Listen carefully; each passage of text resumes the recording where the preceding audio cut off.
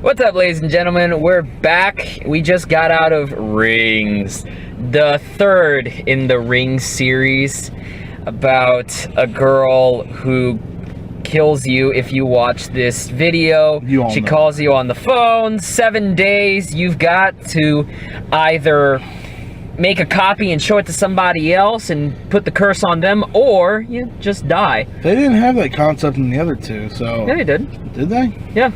The ending of the first one was Naomi Watts trying to avoid what happened to her, so she ended up making a copy, and it's assumed that she delivered it to somebody else because she didn't want to take it anymore. I don't remember that. I mean, I can understand how you don't remember that, because that was 2002 and it's 2017. Good point. Yeah, chalk this up to another movie that is way too late and nobody gives a shit about, and nobody should give a shit about, because this movie's horse shit. A bunch of cliches that you've seen before, mixed with like a hint of a good idea that is never fully capitalized on. Because I thought the appeal of this movie was, instead of copying a videotape, you make it into like a viral video, and so you can copy it a lot more times really fast, and it can almost be like a global event, and it would get all Final Destination with that scene in the movie, scene in the trailer when they're on the plane and the shit gets weird. You know, I thought it was gonna be like really silly, but this movie was really boring. The main chick in this film, good God.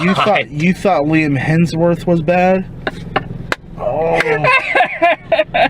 Can you look up the name of the actress? Because yeah, it was like something Maddie Loltz or something like that. There's something curious about this actress where I want to see if she's foreign. You're going in the same route that I am. She talks as if she has an accent, but there are times when she doesn't have an accent. And so I'm wondering if either she's Latin or whether she's that bad of an actress. She's Italian. That explains a lot. Matilda Anna Ingrid Lutz. Oh, the doctor, or the professor was in Hancock. He's Leonard on Big Bang Theory. Oh, is he really? Yeah. Oh, cool. Like, that's his role. Yeah, Johnny Galecki's in this, guys. And he's like this crazy professor that's trying to study all about the crazy videotape. And he's basically playing evil Leonard. And the way you tell that he's evil Leonard is because he doesn't wear glasses. This movie rips off so much shit, like Ouija, the first one, Don't Breathe, Exorcist 2, Nightmare on Elm Street 2, The Amityville Horror. All 14. Samara is an awesome villain to me. Yeah, she's an awesome monster. You know what's great about that girl that I realized? You know how every horror movie has that slow, lumbering, walking demon, right? She can teleport. Yep. That totally fixes things like, how the hell do these villains just randomly catch up to people? No, man, they show you. She teleports. Teleportation. Yeah, man. Bitch it. It's been debunked. Alright, so, spoiler alert, we're going to be talking about all of this. If you don't give a shit, keep on listening. If you give a shit, you should probably keep on listening, because this is pretty bad. But in case you want to see this majestic train wreck for yourself, scroll to the time code here for our final thoughts and scores out of 6 stars. So the opening scene in this, that was the most entertaining part of this film for me. Wasn't it? It was like, oh, this guy, you know, randomly talking to this random chick on the plane, and, you know, I was like, well, I watched this videotape, this, you know, and after, it was pretty freaky shit, and after I got a phone call on the air, I got a phone call and was like, oh, you're gonna die in 7 days. Which, he's like, oh, well, you know, I'll beat this shit in 5 minutes, yada, yada, yada. And then he starts getting the nosebleed. He's like, oh, fuck. And he goes, he knows. He goes to the bathroom. And this is what happens when you do too much coke. The girl sitting next to the girl was like, wait, what was he talking about? And she goes banging on the bathroom door and like, did you make a copy of the tape? Did you make a copy of the tape? And he was like, what? And then the plane starts fucking up, and then starts off like a really high energy, like, oh my god, she's gonna attack them through the video screens that's on the plane. Yeah. Like, that's fucking cool. Can you imagine like what other screens she comes out of? Like, can you imagine if somebody had like an Apple Watch and she just started like climbing one finger out of the watch and like cutting people? At one point in the film, she got out of a fucking iPhone. She got out of an iPhone. That's pretty cool. What happens if she jumps through like kids' tablets? If the parental controls are off or like never turned on, because you know these parents don't give a shit, that the kid's watching YouTube and then Samara just climbs out of their leapfrog and goes, blah, blah, blah. That'd be creepy. That'd be kind of fucked up. Worst part, you're driving and you have the camera, the GPS. The GPS. Oh fuck! Choking you while you're driving. You're right. Quick, let me unzip my pants. And then somebody, can you imagine somebody driving next to you just sees you in the car going like, and they're like, damn, roadhead. The main actress sucks. I'm just getting that off the bat. God, she was so monotone in some of these scenes where, you know, I don't remember exactly the scene, but the professor Leonard would say like, you know, all this about the tape, and then she'd go like, oh.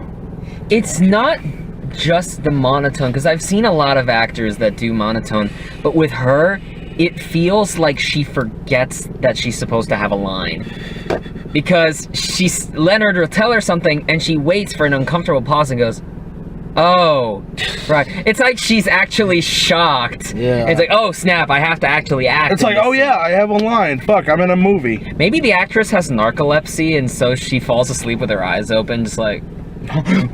Julia's boyfriend's going to college, and she's not, because, you know, she didn't get that scholarship for her liberal arts degree. And the excuse that the movie gives is this passing comment about, oh, I'm glad you're staying here, like, for your mom. They don't mention what the mom has. No. Does she have a disease? Is she, like, dying of cancer? You never even meet her parents. You never even fucking see the mom, like, in a window anywhere. It's just there. I'm gonna backtrack a little bit. So, it's the professor and one of her students that he's banging. They're like at a flea market or something. And, you know, they talk about this old VHS player. And I was like, oh, well, you know, old technology. He was like, well, it's vintage. And so he buys it. And while he's working on it at his place, the chick with smeared makeup on her face, all right, professor, I'm going to be late for class. He's like, all right, cool, lights a joint, finishes working on his thing. And the tape is in it, and he pops it out because it's the same tape that the guy in the first part of the movie saw, and it was his VHS tape. Oh, it's all connected. So he watches it, and then he starts hearing weird shit, and he fucking reacts calmly. He's like, all right. And, you know, after he watches the tape, you know, a fly comes out of his joint, and he's like, all right. And then the fly's on his window, and then he pushes the fly, but the fly's outside the window, and he's like, all right. And then the rain starts coming upwards instead of down, and so he was like, all right. And 6 weeks later, he's got this whole study going on where, you know, you watch the tape and then you tail it to somebody else, you copy it and let somebody else watch it. This is the most fucked up Ponzi scheme I've ever seen. It really is, dude. And especially the fact that the student that he's banging didn't have a tail. 12 minutes till she fucking expires, and she's like, oh fuck. And then Julia's at the college because she's looking for Hulk, because he's ignoring all of her fucking communication. He's texting Sky because they're probably banging, and he's like, Julia, what are you doing on Sky's phone? Oh, well, Sky's trying to get me to watch them. Don't watch the tape! Sky tried to forcefully have her watch the tape, and then she was like, no! And then she got into the bathroom, locked the door. Sky was like, ah! But, you know, then the time ran out. Her alarm clock went off because that was the time. She's like, ha! 7:10, bitch! I watched it at 7:09, you whore! And then shit starts happening. Her TV goes, kaput. And then this is one of the funniest parts of the movie, because the video starts popping up on the girl's laptop, and then she shuts the laptop, smashes it on the floor. And she's there! And then the TV turns on, she starts unplugging the TV, and she's like, fuck you! And then the TV turns on again, and so she rips that bitch right off the wall and throws it on the floor. At that point, I would smash the TV. Wouldn't you? I'd grab like a hammer, smash all the glass. And This movie takes place in present day. TVs are super thin compared to even like 2 years ago. You drop it, that bitch don't work. I really did think this was gonna be some Final Destination shit, but then it becomes this giant procedural about finding out where Samara actually came from. And this movie's just finding out the villain's backstory. Pretty much. And it's done in such a dull-ass way. There are so many points of this movie where if there wasn't a loud noise happening, it's just dragged on. If there wasn't a loud noise happening, I would have fell asleep. Let's talk about Vincent D'Onofrio, who is easily the best part of this movie. Because Vincent D'Onofrio, it doesn't matter what fucking role you throw him in, he's gonna go 145%, and God bless that man. Yep.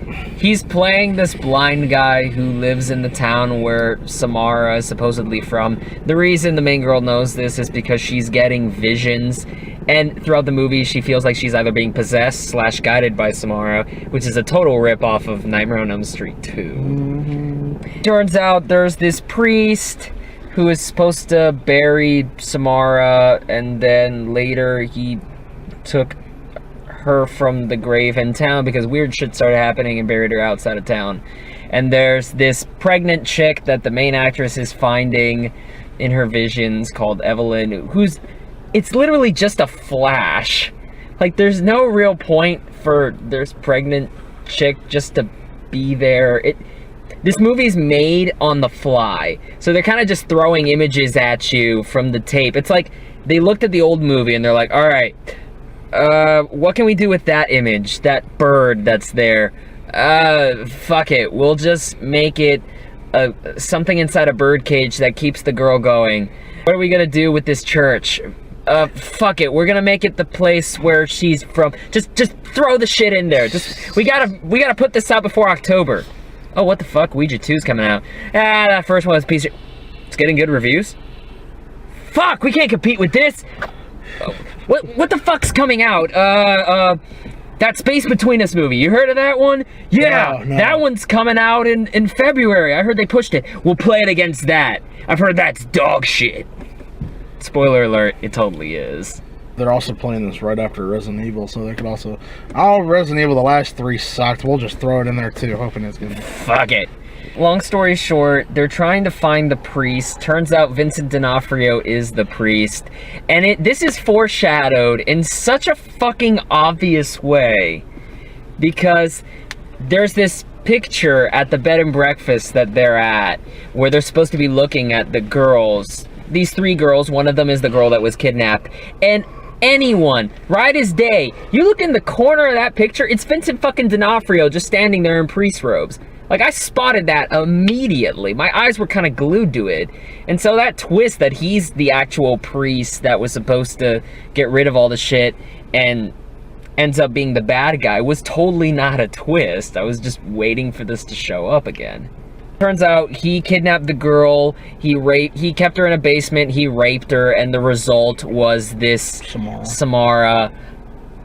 I don't... You know, out of all this bullshit to tell you, like, who her parents are, we still have absolutely no idea why the fuck she's evil. I guess then this is another ripoff of Nightmare, I think 5, where you find out that Freddy Krueger's mother was raped by like 100 thieves, murderers, rapists, and criminals after a massive breakout. That he was the product of a massive gangbang. I didn't hear anything about that. That's a pretty shitty movie. I can understand maybe like why she's a terrible feral child, but why she has supernatural powers, we never fucking know. It's just them trying to tie these loose-ass strings together in a way that somewhat resembles a sequential order of pictures. I love in this movie, too, that they come up with this new idea, which I thought was gonna go one way, but it went another. They started doing digital copying now, like that. and they added scenes to the video.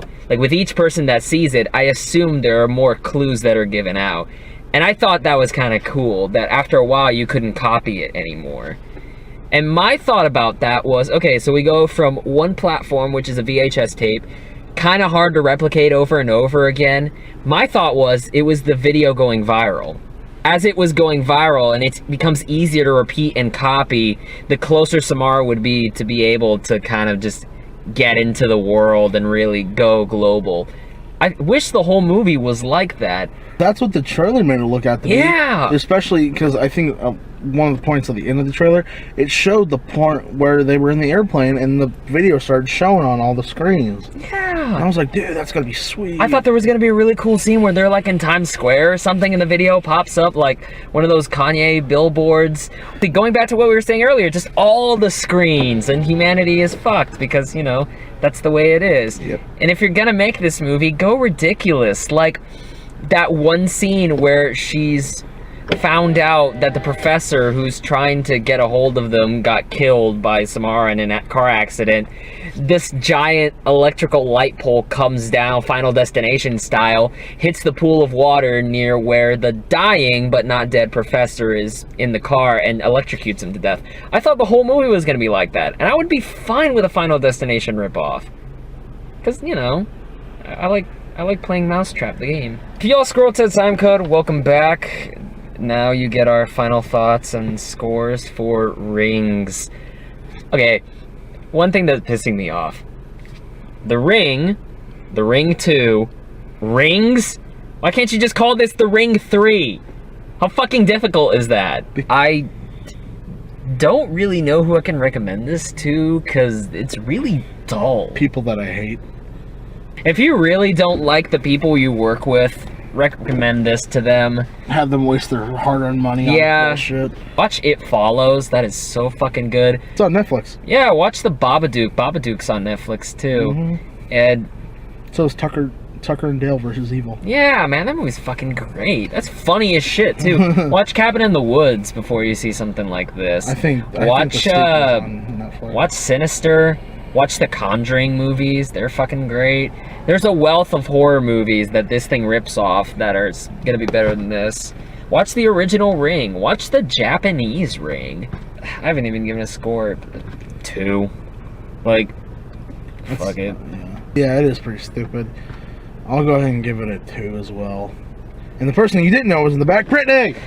I thought the last half was a lot better than the first half. Like, if I'm scoring it on the first half of the movie, I'd give it like a 1.5. But if I scored it on like the second half, I'd give it maybe like a 3 or a 4. So, maybe like a 2.5, I guess. 2.5. Yeah. HK verdict's right there. Don't watch this. You probably weren't gonna watch it. I don't know what the fuck we're doing here, honestly. Yeah, I'm wearing this fucking hat. I feel like a retard. Still haven't seen it yet. Go see Split. Yeah, fuck. Yeah, definitely go see that.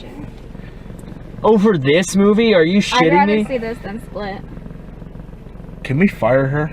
So, if y'all like this video, please click the like button below. If you want to be the first to find out when new videos are out, click that subscribe button. It's down there too. Our social media is Facebook, Twitter, and Instagram. All links below. Liam has a blog, liammgahan.wordpress.com. Our friend Noah is the Cinema Geek on Instagram. Anyway, thank y'all for watching. Y'all have a great night and take care. Thank you.